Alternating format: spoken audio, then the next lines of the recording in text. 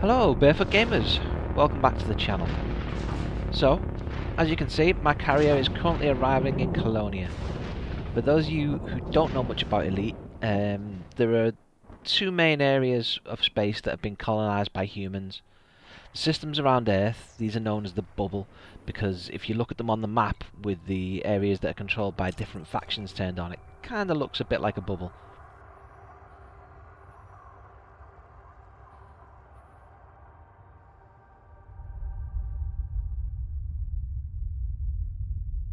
And Colonia, that's all the way over here. It's about 22,000 light years from the bubble, and the reason that this area was colonised is quite interesting, but that story would need another video to get into. So the short version is, a lost space station was found here, repaired, and through player efforts a community was built around it. Now it's alright, it's a little second bubble, so to speak.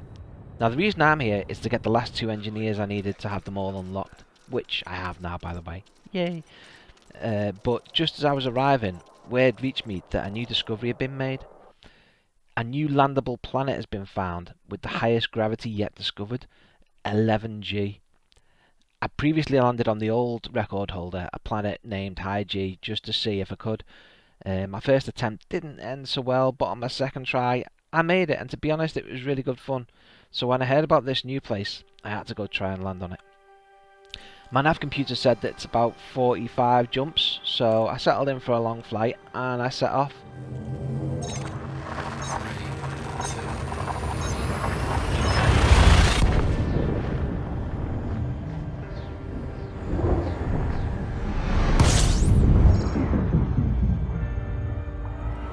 But after making the first jump, I remembered I could significantly reduce the number of jumps by using the neutron stars to supercharge my jump drive distance. So I enabled this option and replotted my course, and the jumps remaining came down to 26, which was much better.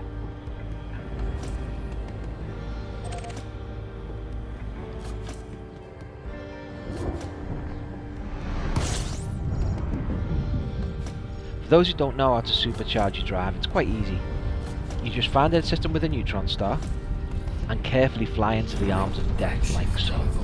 If you go in slow, you should be able to stay inside until you get the message frameshift drive supercharged. Now just get back out into normal space and there you go. Your jump range has gone from, in my case, about 60 light years to just over 200.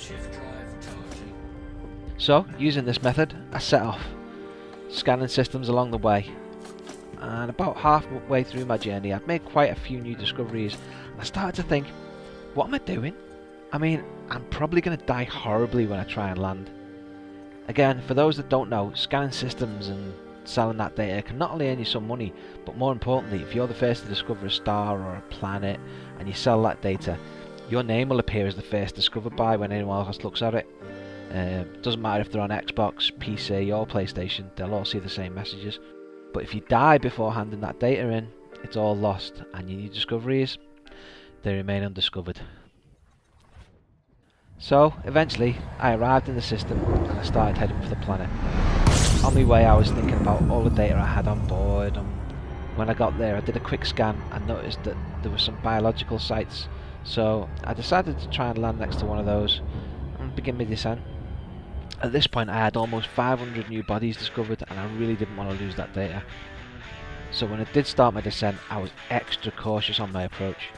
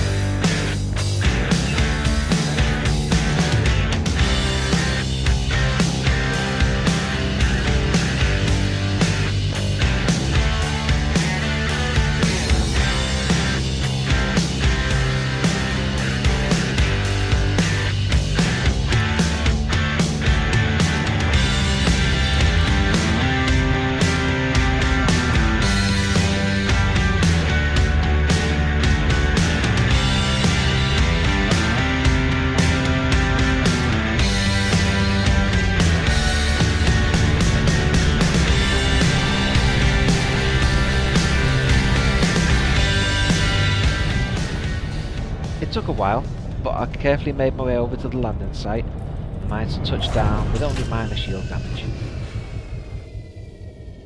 I've got to say, at this point I was really happy to have stuck the landing, but I knew leaving would be no less of a challenge. But for now I thought I'll get the SRV out, have a drive round, scan some of the local wildlife.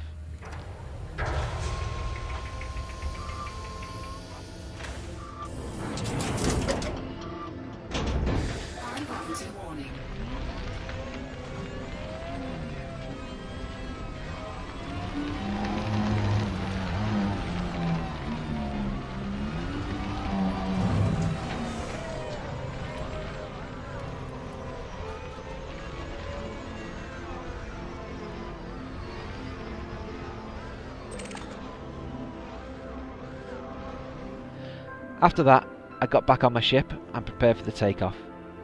When I first started the engines and engaged the upward thrusters to take off, nothing happened, and I thought, oh shit, I don't have the power to take off.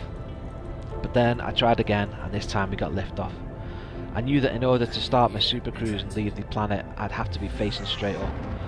But I also knew that if I did that too soon, I'd probably just fall back down to the surface, and that would not end well. So I carefully built up a little speed, and then I went for it.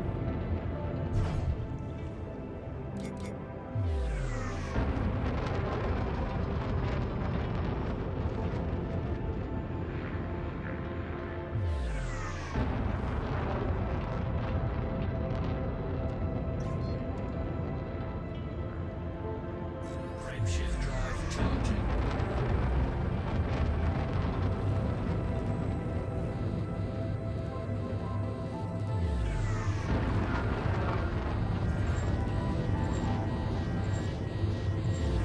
With some help from the boosters, I managed to get into super cruise and fly away from the planet.